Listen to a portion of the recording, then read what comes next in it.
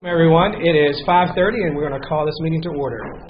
First item on the agenda, we'll turn it over to Ms. Ava Davis for our Pledge of Allegiance and our moment of silence. If everyone can stand for the pledge, I pledge allegiance to the flag of the United States of America and to the republic for which it stands, one nation, under God, indivisible, with liberty and justice for all.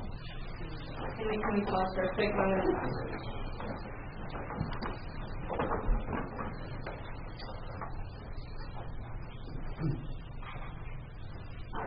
You guys are good to go? Thank you. Appreciate that. All right, so before we get started, I want to say thanks to Dr. Raper and his team for providing us all of the tech and multimedia for our meeting tonight. It doesn't go unnoticed, and we'd be struggling without that, so thank you very much. As chairman of the Cleveland City Schools Board of Education, I'm committed to running an orderly and efficient meeting, treating everyone with respect. Board members will be provided equal voice for all matters and should communicate through the director of schools for addressing his staff. A couple of reminders that I want to mention for both parents and community. The Board of Education policies can be found on the clevelandschools.org website. When there, you just click the menu option for board and select policy manual under the Board of Education section. Our meetings are not public forum. However, the board has made accommodations for a city resident, Cleveland City Schools employee, or parent guardian of a Cleveland City Schools student to address the board via a couple ways. School Board Policy 1.404, which includes two options, and those being appearing before the school board via a pre-meeting request. That is done through a request at the Director of Schools office, and then the other is addressing the board on agenda items via same-day request. And we don't have any requests today for public comments, so we'll move right into the consent agenda. I'd like to ask board members, is there anything that you want to remove from the consent agenda? All right, so I'd like to entertain a motion for the consent agenda. I'll second. All right, so we have first and a second. So all in favor of accepting the consent agenda, say aye. Aye. Any opposed? None opposed. 100% approval there. Okay. All right, so next we're going to move right along to our regular agenda items, and I'm going to turn it over to Dr. Dyer for director's updates. All right, well, good afternoon, everyone. It's good to see you tonight. Some updates. I want to start with number one. This is a great update. We are going to be issuing $500 bonuses that will be going out fairly soon. That's our mid-year bonus, just in time for the big shopping season coming up. So those will be going out fairly soon to all full and part-time employees. Employees will net around $500. It's something that you've approved through the budget. So thank you to our school board for approving that. And we're thankful to have that those funds will be going out really soon and get into the pockets of our employees who really very much enjoy that and deserve that. I want to congratulate Autumn O'Brien.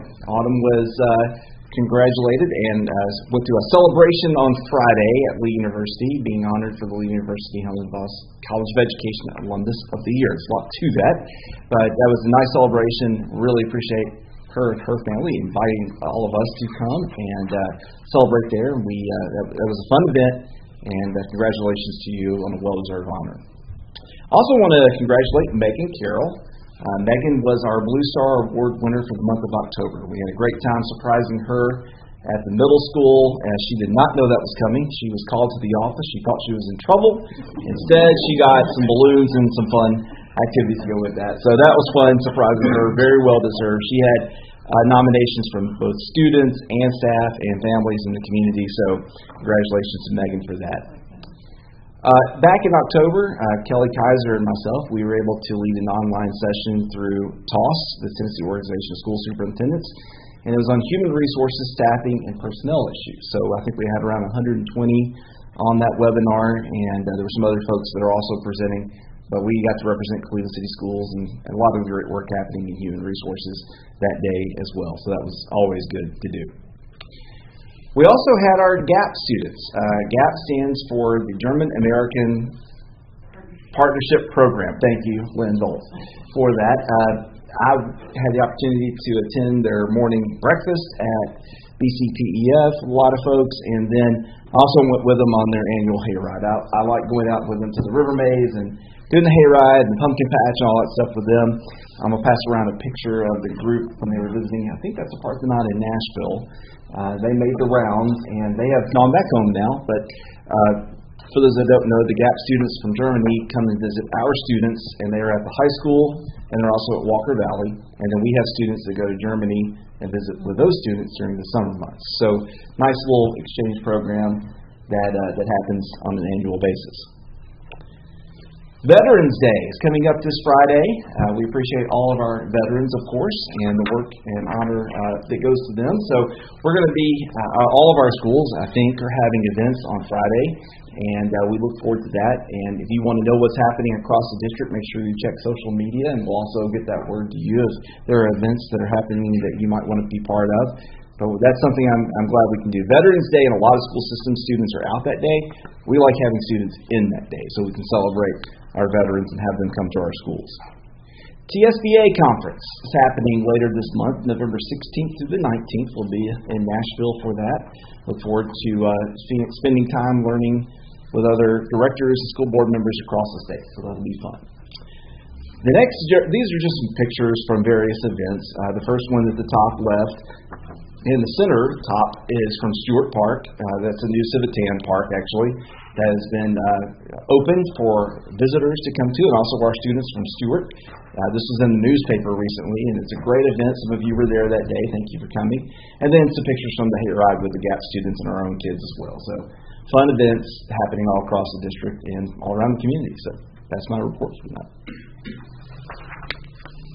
All right, next on the agenda we have Spotlight. Okay. So, Spotlight tonight. We're going to start with our Yates Primary principal right here. You're moving toward the microphone. Good job. We're glad to have you here tonight to spotlight the great work happening at Yates. Sure. Good evening. First, I wanted to say thank you for giving us the opportunity to come talk about our school. We might be neighbors, but we don't get to see each other all the time, so it's a pleasure to come talk with you all this evening. First up, I want to talk about our Fall Festival. When I first started at Ross and Yates, I had never been a part of a fall festival. I had no idea what that would look like. My first year there, it was a very nerve-wracking event, trying to make sure everything went smooth. And this year I got to lean back and enjoy it. Decided that you can see I was in the dunk tank. I decided to bring a water gun with me this year to combat some of our good throwers. We had a great event. We had a lot of families come out. We had a lot of community partners come out that evening. It was a great evening for us to get with our families and just have some non-academic time. So really great. Next up on the list is I want to talk about some growth. We've grown certainly by students this year, but one of the most significant areas of growth we've had this year is in our ESL population. Since I have been at Yates, we have grown 92% in that population, and it has given us the opportunity to move a teacher into the role of ESL teacher to partner with our previous ESL teacher. So we now have two there. I did some data collection and found out that we have 69 students at our school that receive ESL services. And out of those students, we have 12 native languages at our school. So I had no idea I thought it was around 8. Come to find out, we have some families that 2 different languages are spoken in the household that are from Afghanistan and from Taiwan. So that was interesting to see. But we're really happy to have our ESL team at full capacity and serving those students. They are a great group. Take a moment to talk about STEM. STEM is kind of at the forefront of a lot of what we do right now. We had the opportunity on October 16th, our professional development day, to go over to Walker. And if you have never been there, it is quite a place. There is a huge facility there that works with chemicals, but there's also a bit of a campus there that works with just their firefighting unit. We found out they're the largest standalone fire department in the state of Tennessee. They have 24-hour staff. They have an emergency response center. We had 2 teachers take the chair of emergency response chief that afternoon. We got a tour of the entire facility, and we are lucky to have them as our partners this year when it comes to STEM designation in the coming years. And just working with our students, you can see in the middle there we have some students this week that put together some STEM bridge competitions. It was the October STEM challenge. The young man on the left there in the black, he decided that his bridge was not good enough. He needed hydraulics, so he built a hydraulic system. Pretty impressive for a first grader. But we had 73 students turn in those from 3 grades, and we finally were able to crown a few winners today. Along with that, we had our best partners, Vocker, come over, and they brought scientists over, and they judged for us. So we had some of our best partners in our building to help us do that. On the far right there, you'll see that the Vocker team actually came over to our school and helped us build our STEM classroom. We've had a 3D printer that was on loan from the high school and a couple other things that we needed to kind of beef up in our STEM room. And they brought scientists over on one of their days off. They have a few days there where they have to get out of the facility to do some tests. And their whole unit came over and they worked with our students hand in hand and were able to build some of these things and get them operational. So really cool. We're really excited about where we're going with our STEM programs, and we're looking forward to the partnerships we have.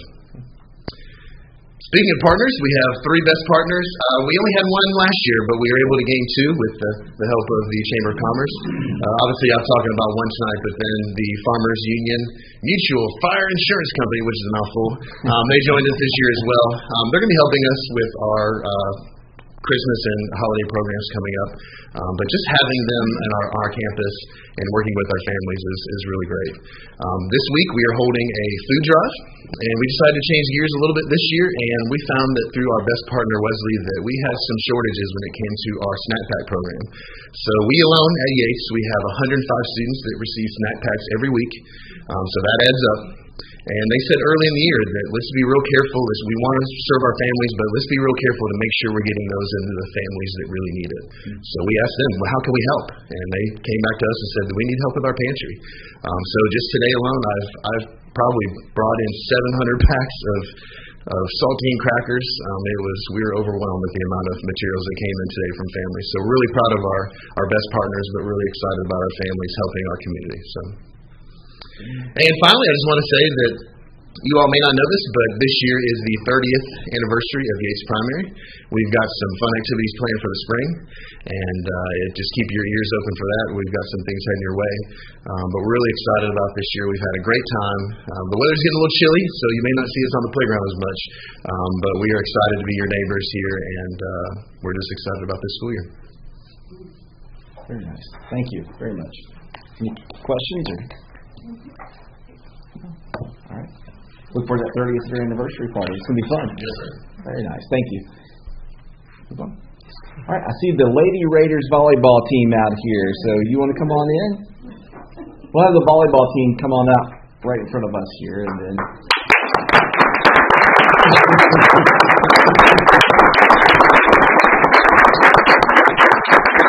Hello, everybody. I know Mr. Pritchard's here, and I know Coach Morris is here too. I don't know who's speaking or introducing them or whatever. So whoever would like to do that officially be fine. So this is our 2 years in a row state championship volleyball team.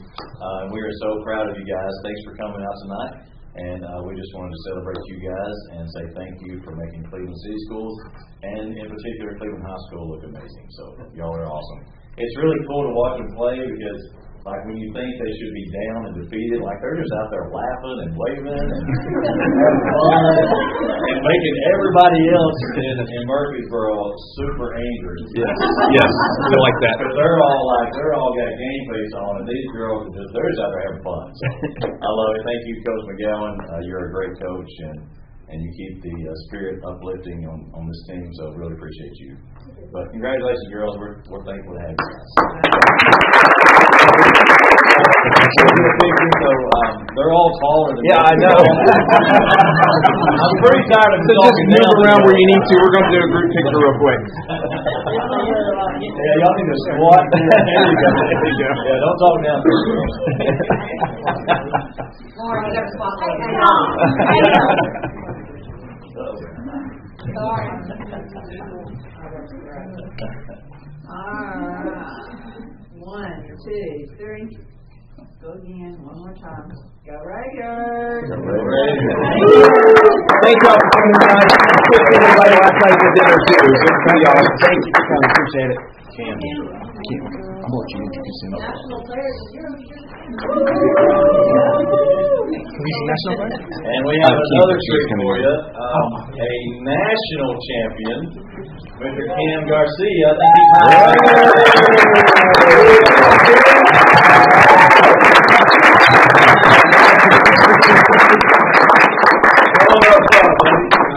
Going up to the front. So I love what he said when he won. What did you say? So it's going to be number one. Why not us? That's not us. He said, why not And now us? he's got some really cool shirts to go with that too that I've been seeing advertised. Order shirt. Yeah. Order shirt. That's right. We're thankful for you and so happy that you represented us well up there, and congratulations. Yeah. And he is a Blue Raider. Yes, Let me he tell is you a what, he is a Blue Raider. So that's awesome. Biggest Good for fan him. I've ever seen. Y'all want a treat, you should come to any event and watch him scream and yell for the Blue Raiders. It is amazing. It's absolutely is. So y'all You got appointed. What did you get appointed today? What are you today? What did they tell you? Oh, wrestling. And what are you doing? Team manager. Yeah. We're so proud of you, Joe. You want to back up a little bit right here? We'll get a picture with you real quick. There we go. Yeah, y'all come up in front. Yeah, everybody come on around. Come on around. What are you doing over there? Come up here so I'm not standing by myself. National champion right there. Let me guess, former student? Michael. All right. Terry. Again. Go Cam. Yeah. All right, congratulations, sir.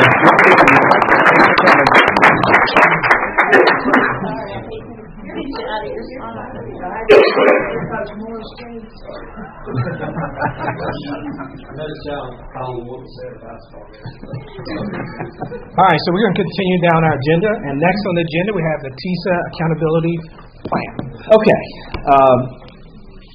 I've got a few slides I'm going to run through today with you, and we'll be glad to answer any questions you may have. If we can go to the PowerPoint, there we go.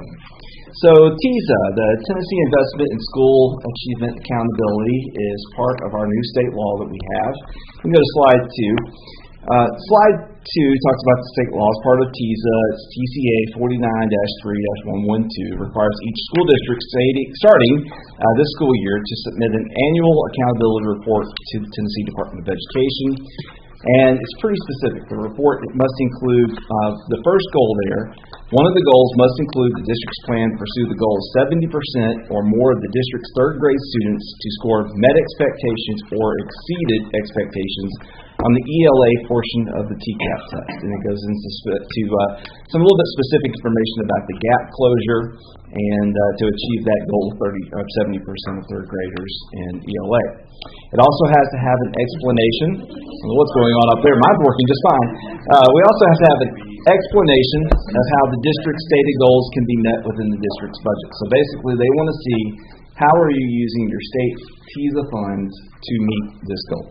Okay, so that's how that comes in.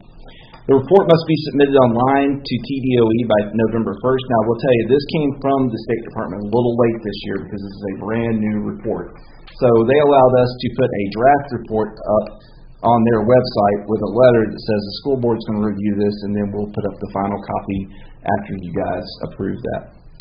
So that's where we are. It's required to be reviewed annually by also the TISA advisory by the TISA Progress Review Board, which is made up of folks that I don't know who that is right this second, but someone at the state level also has to go through all these reports and approve it at the state level as well. So those are two different steps that we'll have to go through state law.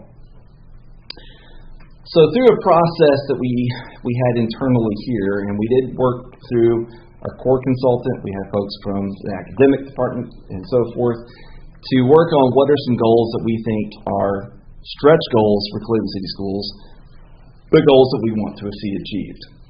So goal 1 is the first goal, and it is the one that is mandated by the state. Cleveland City Schools will increase the percentage of third grade students that are proficient on the ELA section of TCAP each year for the next 7 years from 33.3% to 70%. So that's a stretch goal. That's something that we're going to be working very hard and are already working extremely hard in our schools to meet that. Goal 2, Cleveland City Schools will increase by 3% the number of students that are proficient on the ELA section of TCAP each year for the next 5 years to achieve 34.8% to 49.8% proficiency.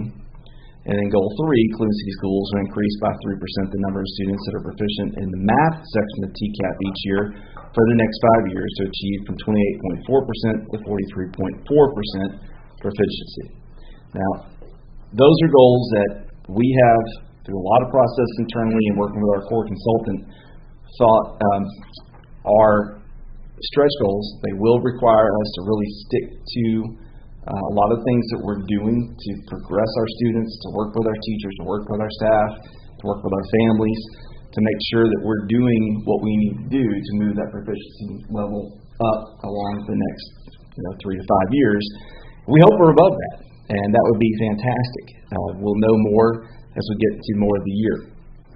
The plan that you see in front of you is a draft, and it does require board approval, and we're going to talk about all this as much as you want to talk about it tonight. But the plan has to be adjusted each year. So every single year, we have to come back in front of the school board, bring this plan, and then we can make adjustments. So if we get to the end of TCAP this year and we get our EOC and TCAP scores and everything combined, we look at everything, then we come back with a revised plan for next year, and then the board would approve it, and then it would go to the state for final approval again. So there's an every year process that we will go through with this. That's part of the new state law dealing with TISA information. There is a link here if anybody wants to go. That takes you to the TISA landing page for the state, so you can go through all the state requirements, how they came up with this, where this goes from here, and everything else with that.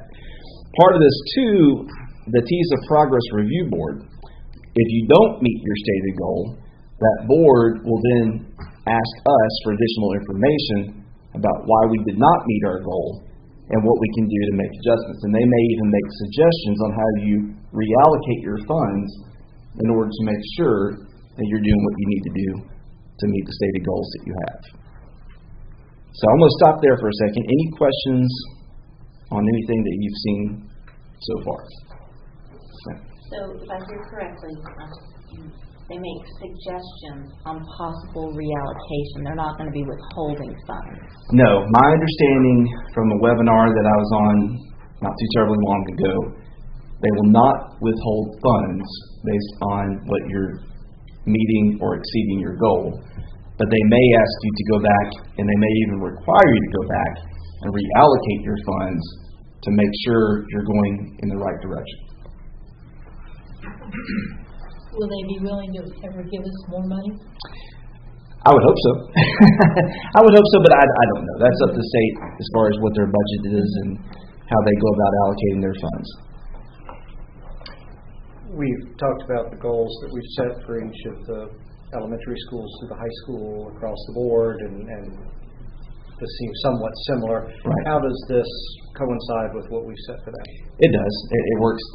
Any goals that we have through the LEA plan have to coincide with what you see here. In fact, this is the only year you're going to see this separated from what's called the LEA plan. This came out a little bit late from the state, so it was too late to put part of what we normally submit and what you normally would approve. So this year's sort of sitting on top of that other plan that you've already approved. Future years, this will all be together. So they do correspond, they do work together. Just this year they happen to be separate because of a little bit late information coming down. So thinking about this plan and the goals here, apparently we do have other things happening, other plans in place. I think I've heard numbers from 20 to 24 other programs happening. And so with this being a critical component, what are we going to do to ensure this get the attention compared to the others? Okay. Does that make sense? Let me go to the next slide, and that may help with what you're talking about here. So I think we've all either heard about or read the book Good to Great, right, from Jim Collins. We've been down that road before probably, but it's good to go back every once in a while and just be reminded of some of the nuggets that are part of that. And I'm going to get to your point. I'm going to do it in a roundabout way, I think. The first point there is good as the enemy of great, right? If we're not improving, then we're regressing. We're doing a lot of really good things, and we're doing some really great things as well, including city schools. And if you go out and see our schools, and I know you do because we make those visits, you can see some of those things. But a lot of times we can lull into this is good enough, and that can be a problem. So we have to keep pressing, and that's one of the reasons when you go back and you look at the goals, I mean, 33% where we are now to getting to 70%, that's a leap. And that's a leap. We're required by state law to do that. I mean, there's no other goal that we can set. I hope we do above 70. I hope we come in 85%. But 70 is the minimum goal you can set for that, and that's state law now. So we're looking at how can we turn good into great, right? That's the whole objective. And then we also have to face the facts of why we aren't where we want to be in order to achieve that greatness. And I think that's the part where we have to just look in the mirror and what do we see? And that's the point where we are. I mean, we're seeing 33.3% is where we are, and we all know we want to be higher than that. And these teachers, our principals, they're working so incredibly hard to make that happen. We have some very unique challenges, including city schools, but we're addressing this, and we're making big things happen, I think. But it goes back, you have to continually analyze the data. You have to go back and look and see how's that benchmark test there. What are we seeing over here? And then put that all together and form a plan of moving forward. And that's where Cleveland Commits comes in. When we talk about Cleveland Commits, a lot of this stuff has been happening in school systems for a long, long time. When you talk about curriculum, you talk about working together in teams. That's been happening for a long time in this school district and school districts across the state, but specifically here, what we wanted to do with Cleveland Commits is put it all under one umbrella. All right, here is the umbrella of everything that goes into Cleveland Commits. When we talk about curriculum, we have high quality curriculum. I mean, that's a big chunk of how we're going to work on moving the system forward. And each school forward is, we buy good curriculum. It's expensive, but you have to buy the good stuff to get to great. And that's one of the things we've done. Well-prepared lessons and getting the students to productively struggle and do majority of work. That's something that we're looking for. The teachers are teaching, they're engaging students. But the students, they've got to get their hands dirty. They've got to get into the work of doing the math, doing the ELA writing, doing those pieces. And then the ongoing teacher collaboration, the coaching cycles, and the check-ins. I think we're at over 350 check-ins first phase right now, and we're going to talk more about that in a second. But it's not gotcha moments. That's not what a check-in is about. A check-in is going in to see, are we doing what we're saying we're going to do? And then pulling all that data together to say, as a collective body, when I look at the data, I'm not looking at Ms. Smith in third grade. I'm looking at the collective part. Now, they can drill down, but from my part and what we're going to show in the next slide, we can go to that next slide real quick. For example, this is phase one. This is phase one of progress monitoring, doing the check-ins. This is the data that we have right now. And some of you have asked good questions. How do we know this is working? You won't know specifically until TCAPs come back or until EOCs come back at the end of the year. That's when you'll know, did this work and what adjustments we have to make. But we have ongoing check-ins that show us some things right now that we'd like to see. We're making progress, I think. So that first one, classroom environment is warm and structured. A 1 for all of these is 1 is a not yet, 2 is a partially, 3 is a yes. You can see our district goals there, 3, 2.4, and 1.5. When you look at classroom environment is warm and structured, this is based on about 350 check-ins across the district. We're at a 2.77. That's pretty darn high. I mean, when you look at the average, that's right below that 3. The teacher is using district adopted curriculum. They're at a 2.87. It's right below a 3. When you look at the portion of lesson observed, it is in alignment with the intent of the materials and expectations for use. So in other words, you're going in to do 10-15-minute check-in. You're not seeing the whole lesson, but at 10-15 minutes you're in there, does it appear to meet the sequence of order where that lesson should be? And then the portion of lesson is observed and is completed within the recommended time. It's a 1.5 goal and we're at a 2.55. So this is very preliminary data. This is just the first phase 1 check-in across the district. But we're seeing some real bright spots that are out there. And that's what we're looking for. What are areas that we need to keep drilling down on? What are some areas that are highlights across the district? That way we know where we can need to concentrate our time, our energy, and our funds. Does that answer some of your question? I'll ask it a different way. Have we done an assessment on the capacity to fully embrace this and with the willingness to drop other things that, that may not be as important? Yeah, I mean, I think that's exactly where we are. I think that's exactly what we're going to have to go through as we move through the rest of the semester in phase 2. Is if this is our program, remember Cleveland Commits, the whole idea was elevating instruction over everything else in Cleveland City Schools. And that has to be the commitment that we stick to. I would say from my seat, and I can't see everything that's out there, the principals, I mean, you guys are out there every day. From my seat, I see a lot of good instruction happen. It's probably not 100% where we need to be across the board, but I see a lot of good instruction happening out there. I think it's going to be a matter of when we come back to budget season, we take all this together, we look at our TCAPs, we look at our EOCs, we look at our scores, we look at our goals. I think the money is going to need to follow what our priorities are, and that's where the board is going to have to make some decisions about, do we keep doing this, or do we spend more doing that? And we'll know more about that, I think, as more data continues to come in. So I can't say specifically right this moment we're exactly where we need to be, but I think we're setting, when you look at numbers, I think we're moving the right way. In January, we'll have our first benchmark scores that we'll be able to look at from the district, and that'll move us toward TCAPs and testing at the end of the year. I have a question. At what point do the scores of our ESL students affect our TCAP scores? At what point are they exempt? After a student's been here for 2 years, for the most part, that's when those students will start to, their scores will count as far as accountability goes. 2 years. Yeah.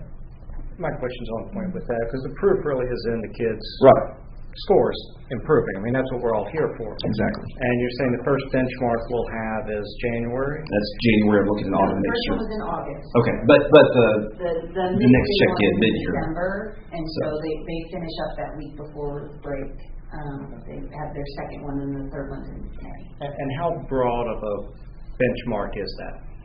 You want to how broad of a test is that? That way we pick you up on the internet there. You can talk more about the benchmarks. Yes. So benchmarking data does a couple of things. Obviously, our RTI program is based on their scores and where they end up in intervention groups. So that's part of that. And that's really the purpose of the August piece. And then in December, it monitors those same skill sets based on standards, so the learning in math and ELA. So everything that Dr. Dyer's talked about today is really focused in math and ELA because those are the heavy-weighted tested subjects, so those are the areas that we really focus on. And this information actually is primarily math because we have a brand-new math curriculum, so we feel like we needed to provide support for teachers and for administrators in the new math curriculum to make sure that, what we've purchased is working and that they have everything that they need and we can provide professional development and all those pieces. But back to that, benchmarking in math and ELA is based on the standards that the state sets. And what we then will do with that data is identify specific areas. So if they're quadratic equations, say for example, if we see that we've got a high number of students who are struggling in that area, we'll number one work on that from the tier 1 level, which is in the classroom every day with teachers. Work with that specific grade band of teachers to find in the materials where we can support those students better, but then also come up with intervention plans for tier 2 and tier 3 for those students. So it really assesses all of the range of those standards and allows us to have data. But on top of that, we receive all of the state data in August, and each school this year for the first time ever received a very extensive spreadsheet that has every student listed, and it has data points in attendance, in behavior, and in academics, and they have that. On top of that, we highlighted students who were right on the cusp, so we called them our purple students because that's what color they were highlighted in, and so that was given to building level principals, and we were actually in professional development in October, and we had a group of teachers that were working, and I saw that building level principal had taken that spreadsheet and broken it down into classroom level, so each teacher then has their list of 22 students, and they can identify those students who may be ones that you can push from not proficient to proficient, and then they can go into iReady and identify what specific learning deficiencies are there so that they can target that through Tier 1 interventions or some small group work. So we're really trying to make the data lift a little more user-friendly. Michael Kars has been really helpful in helping the academic team give building level principals the information that they need and how they utilize it in their building so that they can target specific students and assist them in the areas of their needs, and then also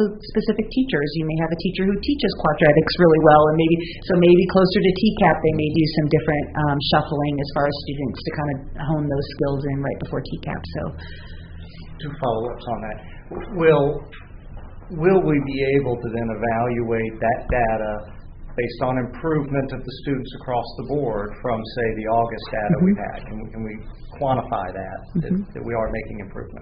Yeah, so in January, the academic team does a check-in again with building level leadership teams. We'll review the data from the December benchmark and make some, identify some trends, provide some support if they need it. They also come up with their own plans. Each school has a different DNA. But what we saw last year, because we tracked third grade very closely last year for the first time, not for the first time, but we knew with the law that we wanted to track those students really closely, is that what we saw in December was pretty consistent with what we saw in May. There were some nice surprises, and so that's always good because students can far achieve what they have from December till April, till they take the TCAP. But we did see some really identifiable trends, both by deficiency in areas that we could help students, and also areas of students that can bump up a notch in their level as far as TCAP goes. And when will that data be available to us as a board? I would think that we could get it January, February time. We could bring just overall school data charts so you kind of see where we are. I was thinking maybe in February we could bring that together for a presentation at the board meeting. As soon as we can. As soon as it's available, yes. I mean, we're implementing a new education process with this Connect, and the sooner we find out that that's working. I agree. I agree. And that's the thing with it too. With Clean Commits or any of our programming, you have to be willing to adjust, monitor and adjust, right? I mean, that's what we are supposed to do in classrooms. Monitor and adjust any plan we have based on the data that you get. And that's where we'll have to do it. And that's really what I'm getting at. Yeah. I'm not opposed to this at all. That's not my questions are based on. Do we have the capacity? Is there anything else that we need to stop doing so that we can do this better? Absolutely. Right? That's the ultimate question that I have. Whether that is dropping something else or adding more resources. Right. Those are ongoing conversations that are happening with the academic team and the building level teams, and also with Dr. Dyer in principal meetings with Dr. Dyer.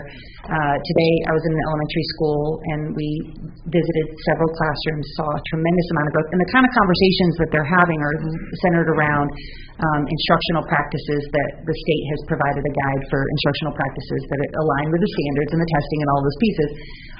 But there's some really quality discussion and conversation but what we want is, I think sometimes we stop at the conversation and maybe we don't develop an action as much, and so that's why the conversations continue rather than have one at the beginning of the year, maybe have one we're trying to have, as I like to call it, threading the needle, so that we're having that conversation pretty consistently so that we know exactly where we are and we know exactly what we need, and we can again adapt and adjust. We've made changes already from the beginning of the year to shift some things and some focuses, and the schools for phase 2 actually created their calendar and their plan based on their needs. They may have a third grade team that has all brand new teachers, for example, so they may feel like they need to do a little more intensive work in certain areas, and then some areas, if they're going to do math, they're going to do ELA. So we're really trying to sit alongside building level teams and allow them to develop that plan with some structures in place. And the slide before, as Dr. Dyer mentioned, those 4 practices are best practices that have been around for a really long time, so it's not anything new.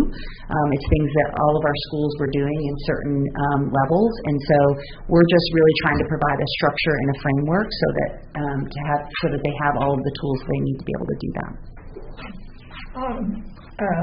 I have a question about the check-ins. I don't care how much Dr. Dyer says that the teachers, he thinks it's not a gotcha. Right. But the teachers do not feel that way. So I'm wondering if there's anything you can do to soften that. From what I've heard, teachers, when the team goes in or whoever it is, that they just, they just feel like that you're there not so much to help as you are to judge what they're doing. So I'll say, I hear that too, and I would push back and say we've got to check to see if what we're doing and what we're talking about as a district is being implemented with fidelity. It's not meant to go in and give you a grade of A to F as a teacher. I mean, we just have to go in so we can inspect the work, because if not, then I have no idea, other than waiting on the benchmark or the end of year test, to know whether what we're trying to do is being implemented. Because what happens, and I'm not saying, I'm going to be careful about how I say this, but it could happen in a school where when the teacher shuts the door, they can do whatever they want to. I trust our teachers. I believe in our teachers. I believe in our staff. And I know they're smart people that care about what's happening with those kids. But I also know that we need to make sure that we're inspecting, not to come back in a huddle and say, Ms. Smith, oh my goodness, I can't believe. I've been part of those. That's not the conversation that happens. We go back and we look at data like this, and then we put it all together to come together as a group to say, we're on target here as a group, or we're not. But in my heart, I know I trust our teachers. They do a great job, and we certainly could not have school without them. But at the same time, I just firmly believe that we better know what's happening in our schools, and the only way you're going to do that is by inspecting the work. And I don't mean that to sound like we don't trust folks, because I absolutely do. We have great principals, we have great staff, we have great teachers. But we have to have some data to go with that to know if we're going to be able, if we're moving the needle in the right way. I hope that makes sense. Well, I understand. I've worked for 25 years with teachers, and I do know that when someone from the outside comes in, I know how uptight they get. I know when someone came in to evaluate me, I would get upset. Another question is, how often do you go into the... Well, I was actually going to say, one of the, softenings that you mentioned earlier was past 2 years in those walkthroughs or check-ins, the district was in every grade level in every teacher's classroom 3 times a year. This year, with our work with building level principals and surveying teachers and talking with them, we pulled that way back. We visit each school one day each quarter, and today the elementary school that we visited 3 classrooms. Those 350 check-ins are done by their building level principal or their instructional coach, and those are the people who have the capacity and the relationship to be able to have those conversations, and they know what's happening in their building. I was sitting actually during a break at the elementary school today, and I was watching as they were populating. We started phase 2 today, and we had 20 check-ins today in 5 different buildings today. Not by us, by building level principals. So, or their coaches or their assistant principals. And so we really pulled back on that a lot, because I'm with you, Carolyn. I believe firmly that the building level principal needs to lead instruction. Our visit once a quarter is to just monitor the state of instruction in Cleveland City schools. I have not one time looked at an individual teacher's score, and never will. That's not my role. I don't want that role. I had that role for 13 years. I don't want that role. My role is I'm looking at these numbers and I'm saying, okay, where are we at as a district? And today, the end of the day, spent quite a bit of time listening to the coach and the principal and instruction partners who's working with us have a conversation around, okay, what next? Where do we go from here, from what we saw in these 3 classrooms and what we've seen in phase 1? What are some actionable steps that are manageable that we can move forward to kind of move the needle, as Dr. Dyer said. So we don't want to be that. I agree with Dr. Dyer that we do need to be in the buildings, and feedback is critical, especially when we have to make some of the moves that we're needing to make in our achievement. So feedback is critical from all areas, not just from one. Another fresh set of eyes is always helpful in any way, shape, or form. And that's a culture. That's a culture of learning that takes time. And so it's a total natural response for anyone to say this is nerve-wracking.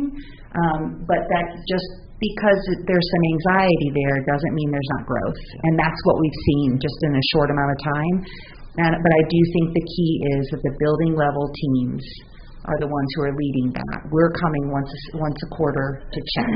And that is, so we did 45. The district team did 45 for phase one. The other 300 and some were done by principals, assistant principals, or instructional coaches. Does that answer or help?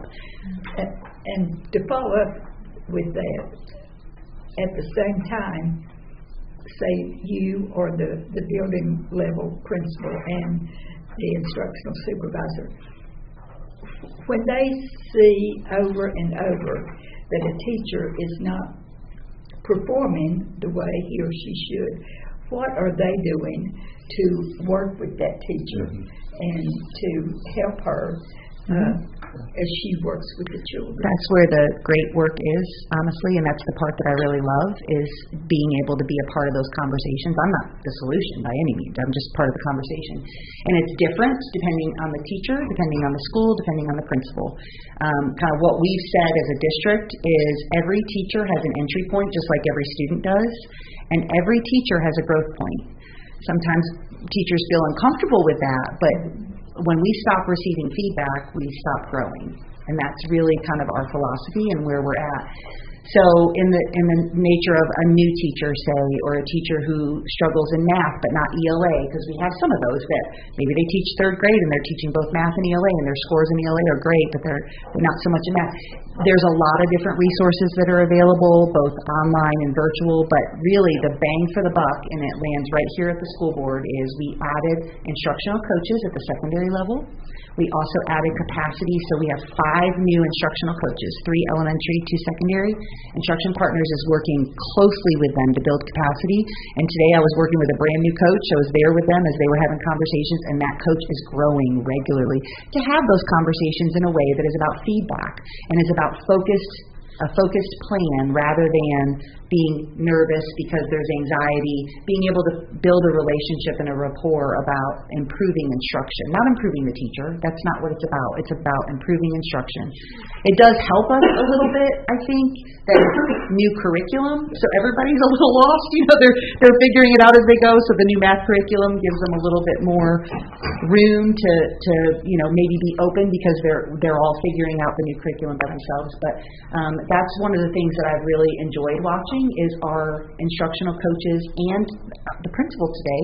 I'm not going to name any names, but incredible conversation and leadership. And that is what I think we hone in on, and I think that's where you see those, getting to 70% in 7 years is a tall order. And that work that they're doing with us around them to support them, I think is where that work happens. I had one other comment. I think class size is a big factor, yes, over which the teachers have no control. Mm-hmm. So I guess when they're watching classes with a small number of students and then a large one, they can see the difference there when they're talking to the teachers. But what's the solution for that? Yeah. Well, we have heard from teachers. We had some focus groups. We're not doing focus groups every time, but at the beginning of the year we wanted to have focus groups just to see how they feel about the curriculum. We heard over and over again, thanks to the board, about lowering class sizes in specific grade levels. You're right, it has a tremendous impact on that. And so I think that is part of ongoing conversation, but I believe the more confident you are in what you're doing and about not just what you're doing, but also about the support and the resources around you, the more resources that you are using to be able to support that teacher or support a struggling student, the better. And so I think our being able to keep that focused is really critical so that they can address all of the needs of the students in their classroom. We have some classes that are over or almost to reaching capacity. We've talked about that. They might benefit from having a classroom assistant, more of the time. And I will say for that, we rely on our principals, and they come to us, and we, like for this, on the consent agenda, you've added the speech pathologist and another position off the top of my head, but when they come to us, we take that seriously, and we will bring it to you if we feel that's needed. So if the principal feels that's something that we want to hear as far as bringing that suggestion to you all. I will say, too, and something I'm not prepared to get in tonight on, but the state report card. In December, we're going to plan to do a presentation for you, and I bet at the TSBA conference there'll be something on this as well. But we're still trying to figure out exactly what the state report card is going to be. We've seen the presentation, but we're still waiting.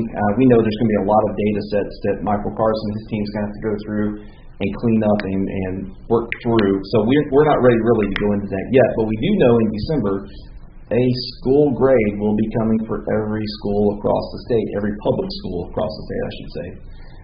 So that's coming, and that's something we're just going to have to see what that looks like, because right now I couldn't tell you any more than I just told you, really. We're still waiting on all the details to be sent to us. But that's something we're going to be watching closely, and as soon as we know more, I'll pass it along to you all and our principals and public and everybody else. In reading the paper, there's a lot of controversy. There's a lot of controversy with it. Yes, there is. As with most things these days. I just want to say, I'm still concerned about 2 years of ESL being enough for these kids to be able to achieve as well as the others. I know kids learn a language very quickly, much quicker than adults. But still, 2 years is not enough to really be as proficient in a lot of areas, particularly vocabulary and things like that. I was on the A to F steering committee. I brought that up numerous times. I did not win that battle over the state. So that's not one that they're going to budge on, unfortunately. We have gathered a task force to specifically work, not task force, but a group, to specifically look at options for newcomers and sight students, students with interrupted learning. And so we're right now going to visit some places that we have seen that have some innovative ideas for how they bring students in and teach foundational skills. So we're working on that. It's not what we found is there's not a silver bullet, and if there was, we'd have it by now. We're actually doing very well with our ESL population. It's just the growth is unprecedented, so we're working through that. Will they look at the percent of the ESL students that you have as part of your score and compare it with other schools?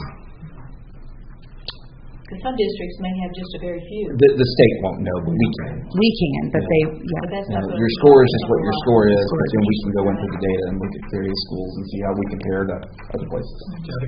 Well, just on a positive note, I had some people who went to the conference for the instructional coaches and thought it was great.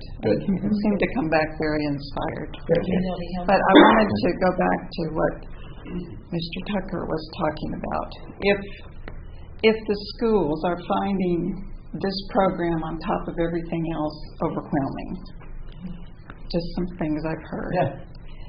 Are there other programs, and I don't know all the programs. I know there's Cleveland Commits, there's Cleveland Connects, there's the Captain Kids Hearts.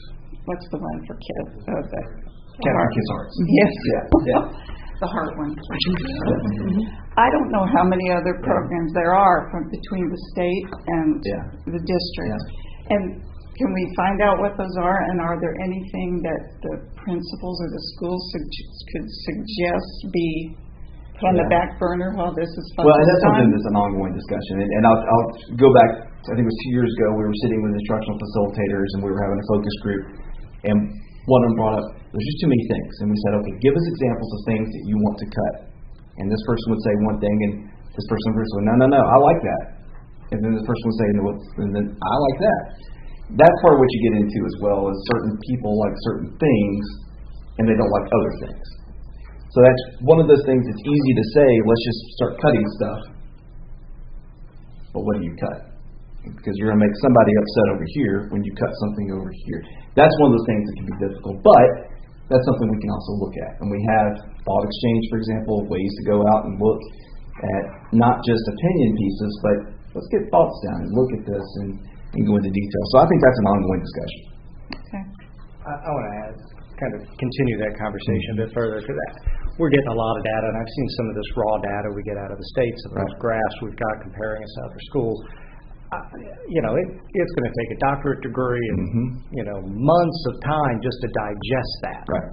And at some point we get in this and we're spending more time evaluating charts and graphs than we are actually in the classroom teaching the students. And I think that we don't need to lose sight of what we're here to do. And sometimes the graphs give us great data and cool points, but they don't do anything to really get our students a better reading score. Right.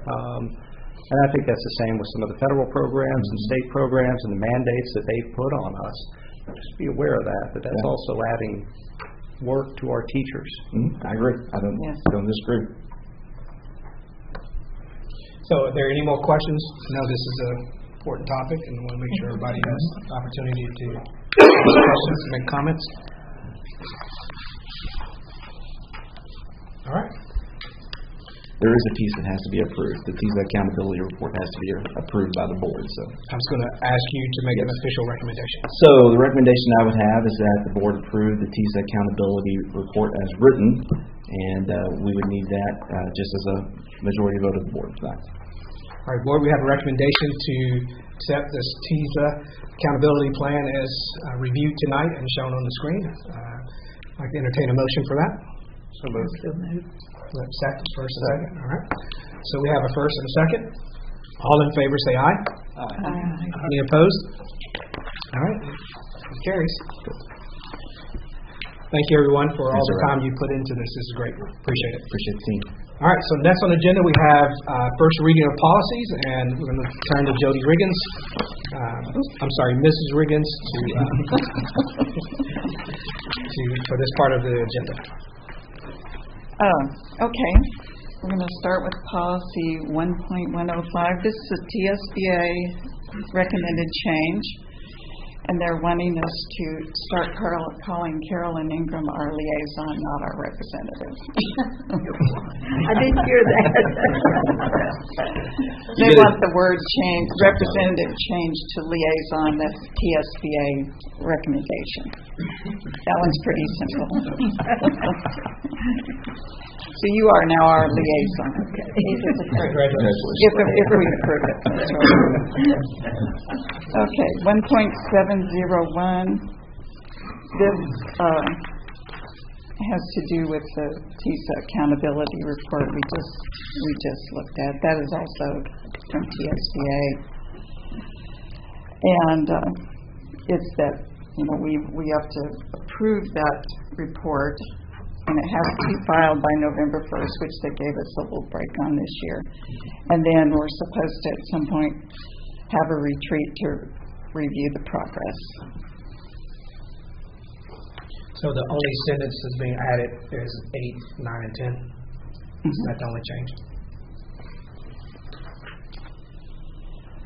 Okay. Now, 2 points. That's my understanding. Yes. Oh, any questions? Okay. 2.404.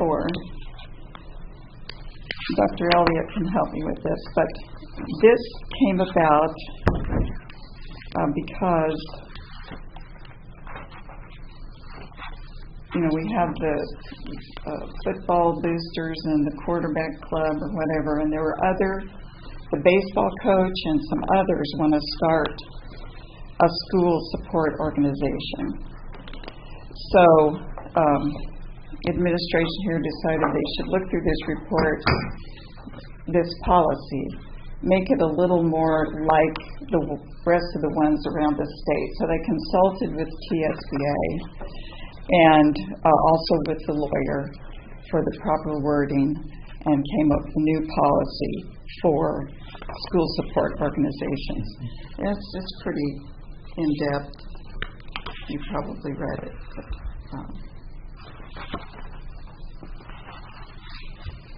Did anybody have any questions about that? I've got a question. Where is the list on the?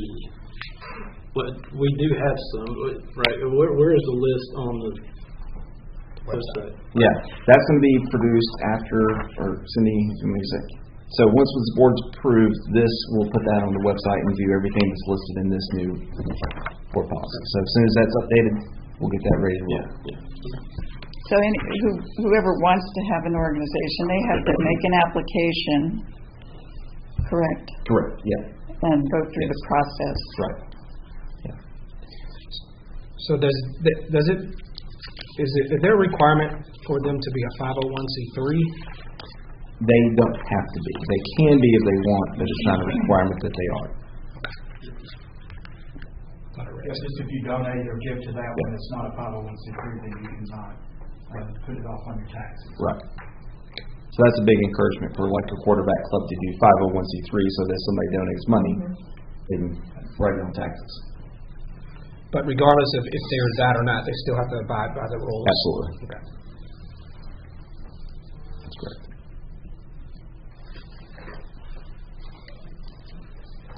Any other questions or concerns about that one? Is this going to be treated differently than, and I might be conflating things that shouldn't be conflated, but I know that the Education Foundation does help us with some of those organizations that actually do want to do the 501c.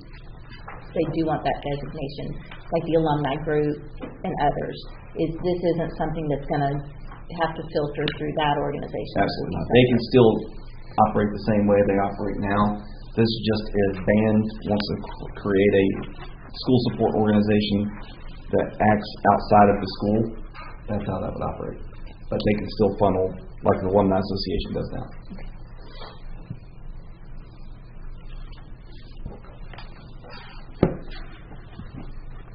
Is that it? Feel good about that? Okay. The next one is 4.603. And this is updated this is a TSB recommended update because of some legislation. So it goes back to the third grade retention and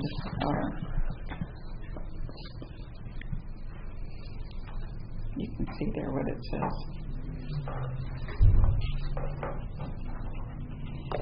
This is still talking about tutoring and that type of thing. And does the state continue to pay for the tutoring program? They do. Yes, ma'am. Okay. Anybody have any questions about that? Concerns? Okay. I'm sorry, I do. Line 34 on page 4. May appeal this decision directly and then to the department is who are they?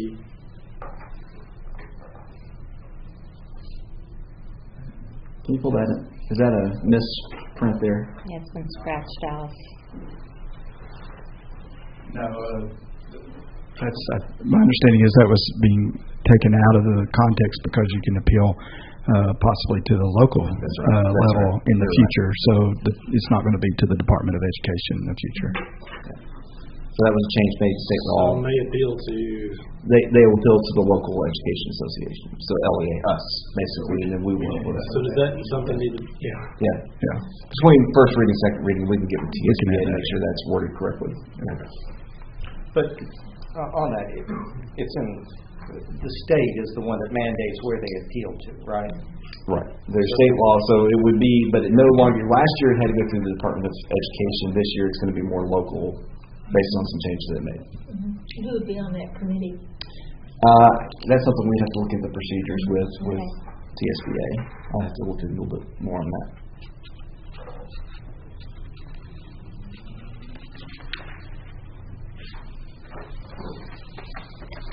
Any questions, concerns? Okay. And the final one is 4.700. This refers to some changes that have been made on the state level regarding students testing out of a class. And there's apparently a team here in administration that's working on which classes students can test out on. And that'll be done soon. They can only do 4 per. Is it 4 per? 4 per total. Their whole. But it has to be a class that we're offering, right?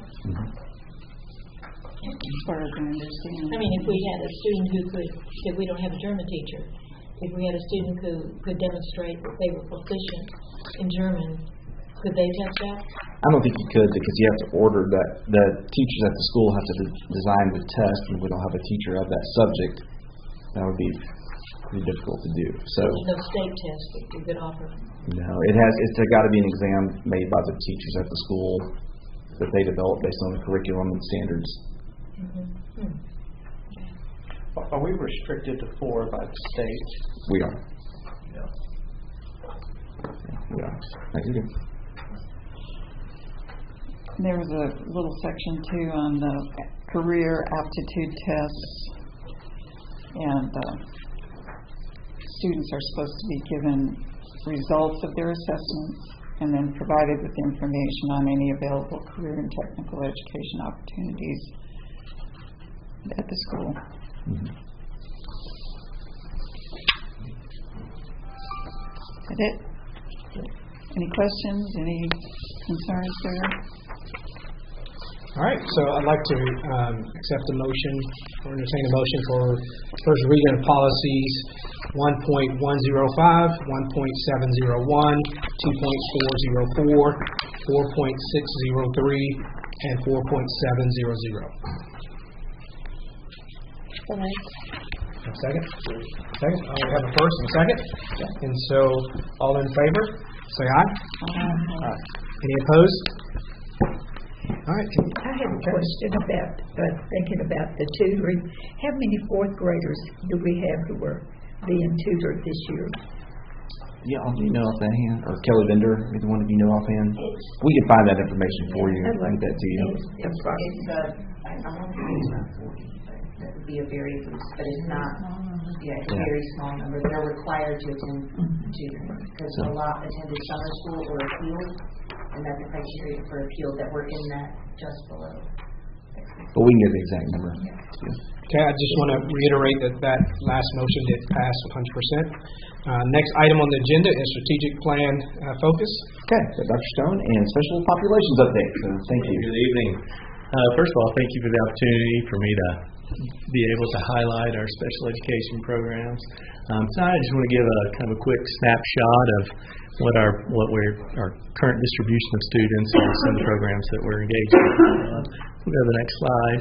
This slide gives you a good overview of how our students with disabilities are distributed across the district.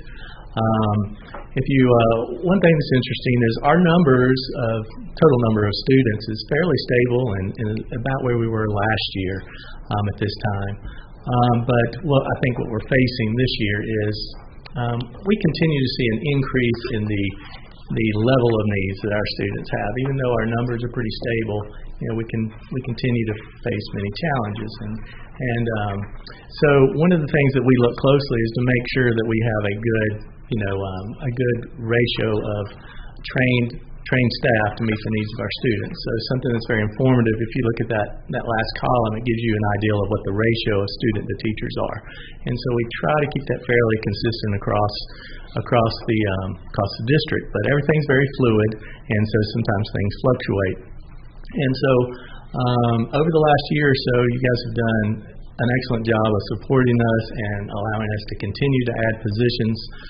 This year we've added some more positions. We have a new teacher at Mayfield. We have one at the high school.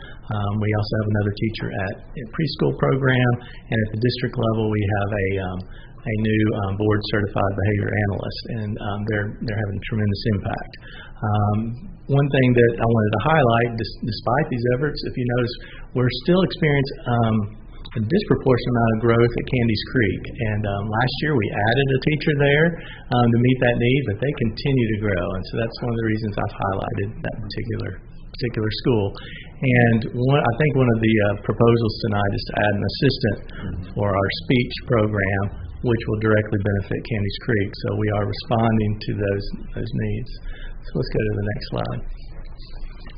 This slide just gives you an idea of how we're distributed according to the different categories. So there are 16 areas of categories of disabilities, educational categories that we serve here in the state of Tennessee.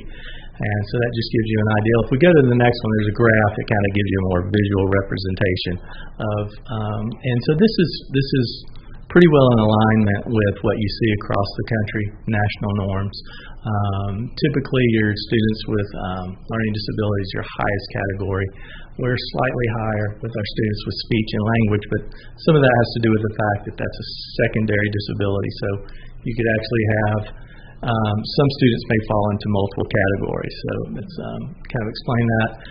One of the things I think I pointed out in my presentation last year, which I find very interesting, is the category of autism. So our students that are on the spectrum, we have a very linear, if you look over here on the left, a very linear growth in students with autism. And so, which is one of the reasons that we reached out to you all last year to add the board certified behavior analyst who specializes in meeting those unique needs. And but we do anticipate that's still going to be an area that will challenge us and that we're watching closely and continue to try to improve our ability to serve those students. So let's go to the next slide. This is just a snapshot of the investment that we're making with our students with disabilities. Our GP, our general purpose budget, we spend a significant amount of funds on that. So we're at $5.7 million. We receive from the federal government about $1.5 million. That amount stays pretty consistent, other than your cost of living raises, but that particular number stays pretty steady. But the district has continued to steadily raise the amount of funds that we invest in our students. And then the federal government also provides money specifically for our preschool students. So that's what the ID8 preschool is, what that stands for. And so we're investing about over $7 million in our students with disabilities. All right, next slide. And we've also received, in addition to that, we always reach out to try to find additional funds. This year, the state has been encouraging districts to apply for grants focusing on our preschool.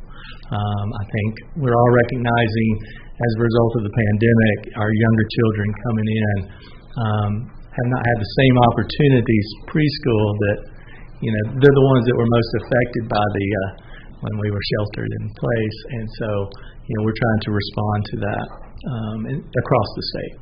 So that's a representation of our money that we're investing.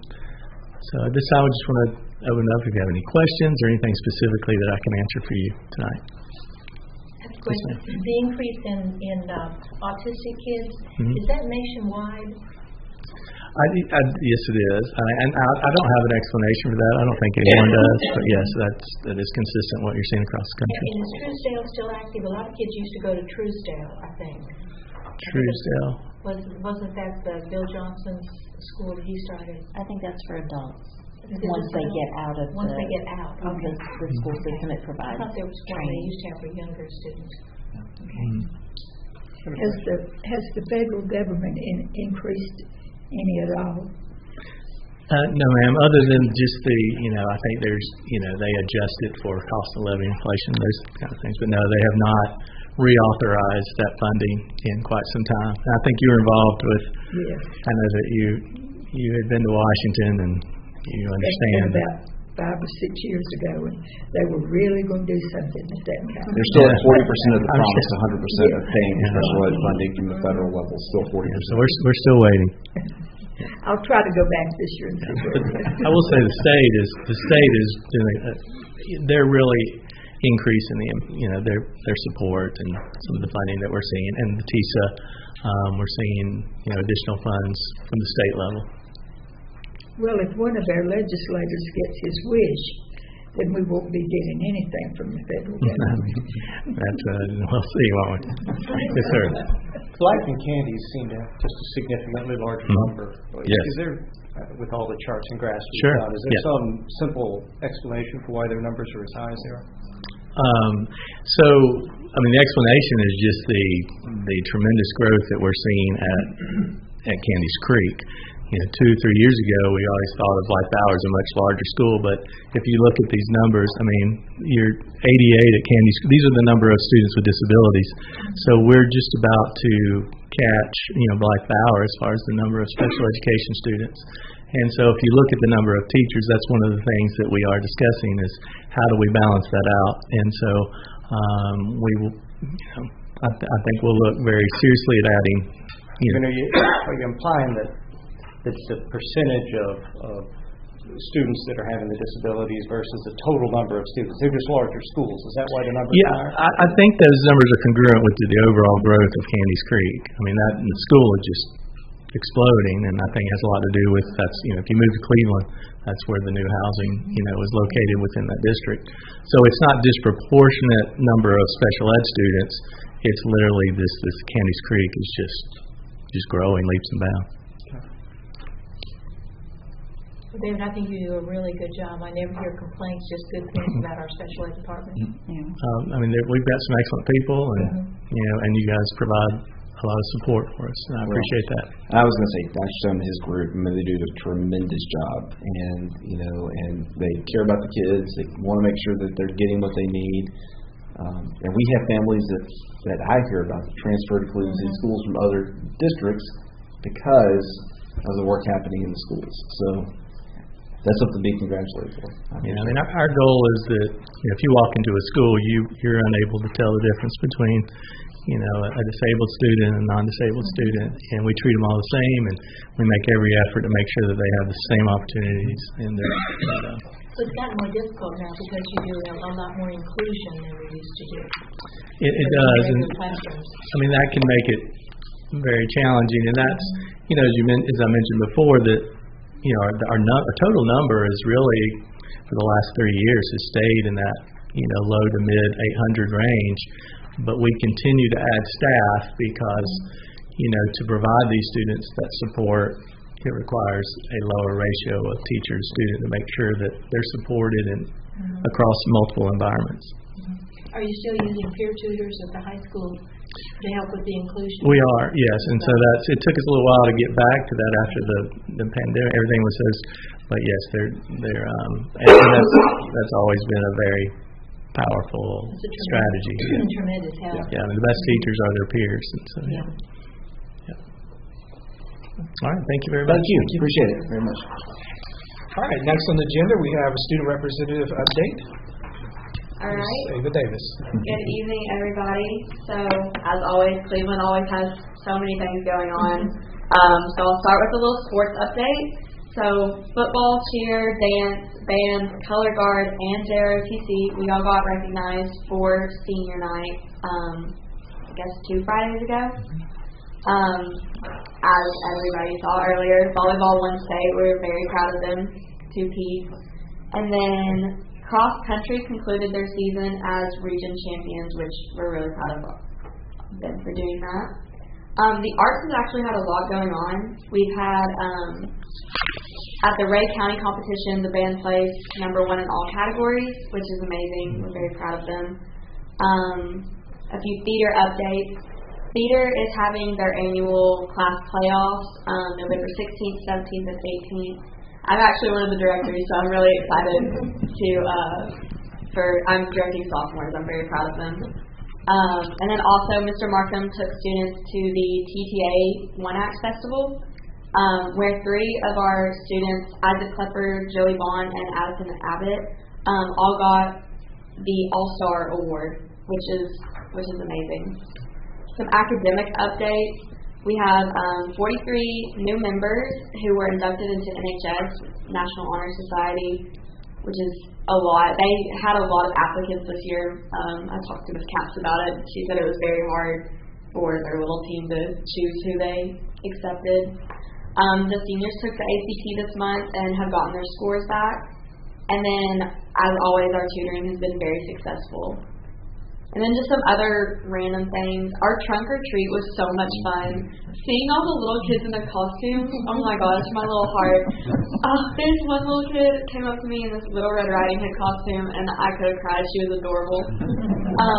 We also, like Dr. Dyer said, we had our DAP students, the German exchange students, in my pharmacy class, I actually got to talk to one of the girls, and it was very interesting how different our education system is from the German education system.